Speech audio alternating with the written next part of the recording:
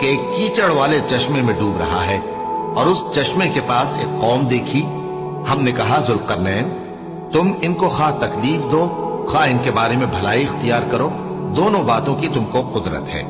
जुल्करनैन ने कहा कि जो कुफ्र बदकिरदारी से जुल्म करेगा उसे हम सजा देंगे, फिर वो अपने परवरदिगार की तरफ लौटाया जाएगा तो वो भी उसे बड़ा अजाब देगा, और जो ईमान लाएगा और अमल नेक करेगा उसके लिए बहुत अच्छा बदला है, और हम अपने मुआमले में उससे नर्म बात कहेंगे।